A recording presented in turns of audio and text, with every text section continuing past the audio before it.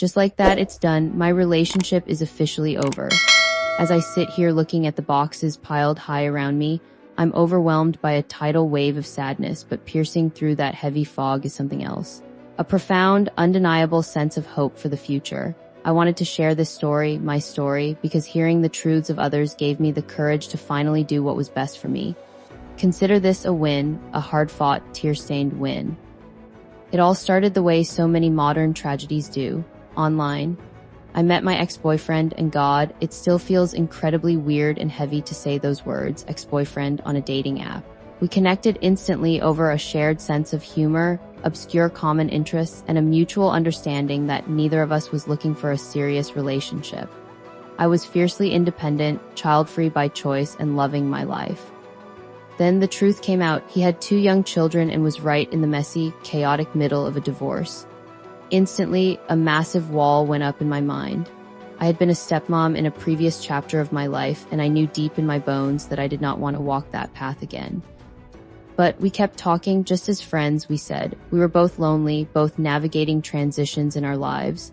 Looking back now, the entire foundation of how we met was a neon flashing red flag, but in the thick of it, the connection was strong, it was undeniable. It felt like 2 lonely souls finding a safe harbor in the dark. He was 39, I was 30, and there was a physical barrier between us that seemed insurmountable at first. He lived 300 miles away. For months, our relationship lived entirely in our phones. Late-night phone calls that stretched into the early morning, texts that made me smile at my screen like a teenager. We built this intense emotional intimacy before we ever even shared a zip code. Finally, we decided it was time. We planned to meet up for a weekend. Let me tell you, that weekend was magical. It was cinematic. After months of building this fantasy, finally being in the same room was like stepping into a dream. We laughed until our sides hurt. We talked until our voices went hoarse. We both quickly, almost recklessly, realized we didn't want to exist without each other. It was early, dangerously early, but we were absolutely certain that all the heartbreaks and hardships we had both faced had been leading us exactly to this point, to each other. Sure, there was the reality of his kids. I had been down the step-parenting road before, and it had ended in disaster. But I reasoned with myself, my past relationship was toxic. This man was perfect. With the perfect partner, I could do the stepmom thing again, right? I convinced myself I was actually excited about it. For the next 15 months, our lives were a highway. We traveled back and forth, eating up the 300 miles between us whenever our work schedules allowed. Somehow, miraculously, the honeymoon phase never ended. We were always thrilled to see each other, and to me, that unbroken streak of happiness was the ultimate proof this was meant to be. 8 months into the relationship, the time came to meet his children. They were incredibly young, just 2 and 4 years old. When I met them, they were shy, sweet, and largely unintimidating. During those first 15 months of dating, I didn't spend a lot of time with them. This was intentional. We both agreed to take things agonizingly slow, especially since the kids were still adjusting to the massive transition of their parents' divorce. Plus, the logistics dictated our reality. I usually traveled to his city on his off weekends. The weekends his kids were with their mother, so I could stay the night at his place without confusing them. My exposure to the reality of his fatherhood was heavily curated and extremely limited. But the distance was wearing on us. We wanted to wake up in each other's arms every single day. We wanted a shared life, not a weekend getaway. We decided to take the ultimate leap, moving in together. Because he had custody agreements and a life anchored by his children, moving wasn't an option for him. The sacrifice fell to me. I own my own business, which gave me the flexibility, but it didn't make it easy. I spent an entire year painstakingly moving my work, my clients, and my entire livelihood to his state. I left my friends, my family, and the support system I had spent my 20s building. I bet it all on him. Neither of us were interested in renting. We wanted to lay down permanent roots. We wanted to build our future from the ground up. So we pooled our resources and bought a house together. I can't even describe the thrill of that moment, holding the keys to a beautiful 4-bedroom house, standing in the empty living room, looking at the man I loved. Finally, after all the miles and the longing, we were together. But before we unpacked a single box, I made sure we had a very serious conversation. I knew my history and I knew what I needed to protect my peace. I made my role explicitly clear. I laid out my boundaries regarding his kids prior to cohabiting. I will be a positive role model for them, I told him, looking him dead in the eye, but I will not be a parent. He was 1,000% on board. He held my hands, kissed my forehead, and promised me he had zero expectations other than for me to be kind and positive towards them. That first weekend with his kids in our new house was actually good. We watched a movie on the couch, we took a trip to the beach, we had a big Sunday breakfast. Sure, they had some quirky behaviors, what kids don't, but everything felt manageable. For a brief fleeting moment, it felt like we were this cute, functional, part-time little family. For the first month in the new house, I was drowning in work. The stress of relocating my business kept me chained to my home office, so I wasn't around much during his custody time. But once the dust settled and my workload leveled out, reality started to seep through the cracks. The rose-colored glasses didn't just fall off, they shattered. It started on Saturday mornings. For years, my Saturday mornings as a single, child-free woman were sacred. I was used to sleeping in, brewing a fresh pot of expensive coffee, sitting on my quiet porch watching the world go by, and eventually crawling back into bed to snuggle with my partner. But in this new life, I woke up to the jarring, chaotic sound of screaming children.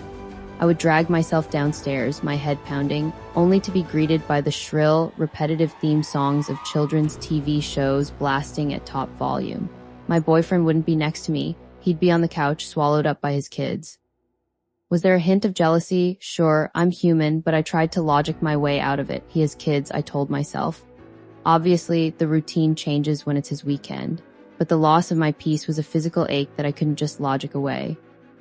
It didn't take long for a glaring issue to surface. Our fundamental views on discipline and parenting were oceans apart. I am a person who values order, respect, and boundaries. He did not. I brought up my observations a few times gently. At first, he nodded and seemed open to hearing my opinion. But as the weeks bled into months, the truth became painfully obvious. He wasn't interested in changing his parenting style. He was set in his ways, operating entirely out of divorce guilt. Desperate to save my sanity, I turned to the internet and discovered the Nacho method, as in Nacho kids, Nacho problem. I decided to disengage completely. I stopped bringing up the kids' behavioral issues. I stopped offering advice. I stopped having any say in how the house was run when they were there. I thought building this emotional wall would protect me. Instead, things got remarkably worse. Because I wasn't speaking up, the chaos multiplied. The lack of discipline turned the house into a zoo, entirely shifting the dynamic of our home. And the hardest part, I couldn't say a damn word about it. When I did slip up and say something, I was met with immediate defensive resistance. I felt like an unwelcome guest in the very house I was paying for. I started making myself scarce during his custody time. I'd bury myself in work, escape to my bedroom for hours just to hear silence, or invent errands to run just to get out of the house. I tried to explain it to him calmly. I'm not used to being around kids, so sometimes my nervous system just needs a break. He said he understood, but his eyes told a different story. I could feel his disappointment radiating off him. He wanted me around more. He wanted me in the trenches with him. A cold, unspoken rift began to grow rapidly between us. And then the ground shifted completely. A couple of months later, his custody schedule changed. Plagued by guilt, he wanted more time with his kids. He negotiated for weeknight dinners. Suddenly, on top of every other weekend, he had them every Monday and Wednesday night from 4 o'clock to 8 p.m. We were now transitioning the household dynamics almost every single day. The whiplash was exhausting. I brought up my concerns. I told him how this constant state of flux was affecting my mental health and our relationship. His response: "This works for me." Just like that, I realized I had zero say. My life, my home, my evenings now revolved entirely around decisions made by him and by his ex-wife. As much as I tried to pretend I was an independent woman, my reality was being dictated by another woman's schedule. A few months into this new routine, a cold dread washed over me. I think I made a massive mistake.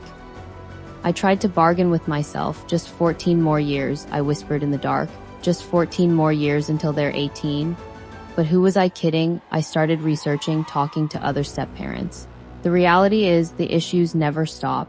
Well into adulthood, the drama continues. Statistics show a huge percentage of adults age 18 to 30 still live with their parents, and after that, grandkids. I had unwittingly signed up for a lifelong commitment to dealing with the endless complications of someone else's children. And then there was the money. We had agreed to split the bills 50/50, but it didn't take long for me to feel completely taken advantage of. I realized that indirectly I was subsidizing his life and his children. I drew a hard line. I would not pay for his kids' groceries. It led to arguments over the most ridiculous petty expenses. The breaking point was the chicken nuggets. I was heading to the grocery store, and he asked me to pick up chicken nuggets for the kids. Sure, I said, keeping my voice level, but if you could give me cash for it, that would be great. I felt petty even saying it. I knew I was being bitter, but his reaction was explosive.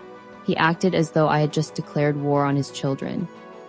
He looked at me, disgusted, and said, "My kids are an extension of me. When you're getting groceries for my kids, it's like you're getting groceries for me." Excuse me, it felt incredibly manipulative. His finances were a disaster. Because his divorce was still dragging on, he was handing over half his paycheck to his ex. He needed me financially to afford our life. If it weren't for his kids, we would have only needed a 2-bedroom house. Instead, we bought a 4-bedroom house. A higher mortgage, higher utilities, more wear and tear. Before him, I lived a vibrant life. I traveled, I went out for nice dinners, but he couldn't afford any of it. If I wanted to go on a trip, I had to pay for him. If I wanted a nice date night, I picked up the check. I wasn't just paying for dinner, I was paying the heavy toll of his financial baggage. The stress didn't just stay in the kitchen, it bled into my livelihood. I run my own business, which requires frequent Zoom calls, often in the evenings. Because his kids were now there on weeknights, screaming and running through the halls, my home office was completely compromised. I had to flee my own house just to do my job. I'd sit in my car in a parking lot or hide out at a coffee shop just to maintain a shred of professional dignity. If I had to work on a Saturday, forget it. Instead of the quiet focus I needed to serve my clients, I was forced to listen to the relentless thud of children running upstairs. Every ounce of peace, every shred of sanctuary in my home was gone. I began to actively dread his custody time. I found myself looking at the calendar, marking off the days his kids would be there like a prisoner marking days on a cell wall. I realized, with a sickening drop in my stomach, that I was only truly happy during the longest stretches we had without them. I was dreading half of my own life. He wasn't stupid, he sensed I was unhappy, and instead of comforting me, he grew resentful. He started getting upset that I wasn't more active in his kids' lives. He would constantly sigh and talk about how hard it is to be a single parent, dropping heavy hints that he wished I would step up and help more. Eventually, the truth came out. He admitted it. He wished I wanted to be an active stepmom. He wanted me to cook for them, do the school pickups, take care of them. He wanted me to treat them as my own and play happy family. I realized then what I think most single dads want deep down, regardless of what they promise you at the start. They want a mother for their children to ease their own burden. The resentment inside me became toxic as his Disney dad parenting continued. Every single behavior grated on my nerves. I would physically cringe hearing them smack their lips while eating cereal. I would seeing their dirty feet all over my expensive couch and custom pillows. Having to clean a bathroom shared with messy toddlers broke my spirit. And his ex-wife, she ran the show. She was constantly late for pickups, disregarding his time and by extension, mine. She walked all over him, but he was too terrified to rock the boat with her. My life was no longer my own. He was getting everything out of this relationship, financial support, a beautiful home, companionship, and I was getting absolutely nothing but stress. The sacrifices were wildly, dangerously unbalanced. I couldn't hold it in anymore. I broke down. I sat him down and poured my heart out, crying, telling him exactly how suffocated and unhappy I was feeling. His response, a cold, callous stare. You knew what you were getting into. The ultimate gaslight. I brought up the idea of living separately, just taking a step back so I could regain my peace while we worked on us. He was furious, and it didn't take a genius to figure out why, if I moved out, he couldn't afford the mortgage. He would have to go back to a cramped apartment with his kids. For a while, I drowned in guilt. I felt selfish for questioning my ability to stay. I had committed to this family, hadn't I? But deep down, a quiet, strong voice told me that if I stayed, I would never reach my full potential. I was terrified of waking up 10 years from now, trapped in the exact same miserable situation, consumed by regret. As I pulled away, he spiraled. He started drinking heavily. The man who had been so charming and perfect during our long-distance romance vanished, replaced by someone who lashed out at me cruelly. That was when the veil finally lifted. I saw the relationship for exactly what it was. A parade of red flags I had ignored, a constant compromising of my own values, all wrapped up in a package of guilt. I had been made to feel selfish for 3 years. I started to genuinely doubt our entire connection. Had he loved me, or was he just with me to secure resources and a comfortable home for him and his children? I felt like I was living a supporting role in his life, completely abandoning my own. So I took my power back. Despite his angry resistance, I spent 3 agonizing months prepping our beautiful 4-bedroom house for sale. We paid lip service to the idea of trying to make things work while living apart, but deep down in my soul, I knew it was over. I moved out last week. And 2 days ago, after a particularly out-of-hand, drunken outburst from him, I officially severed the tie. It's done. It's finally over. I feel sad. I feel incredibly bitter. I'm mad at myself for ever getting involved, for believing the fairy tale. I moved my entire life for this guy. I left my family, my friends, my sanctuary. I moved my business 300 miles away for a man who is broke, codependent, who Disney parents out of guilt, and who secretly expected me to mother his children to lighten his load. I completely lost my sense of self. I compromised everything that mattered to me for what I thought was love. Some days, it feels like I just burned 3 years of my life. But as I sit here among these boxes, I know the truth. I am so much stronger for it. My reality is mine again.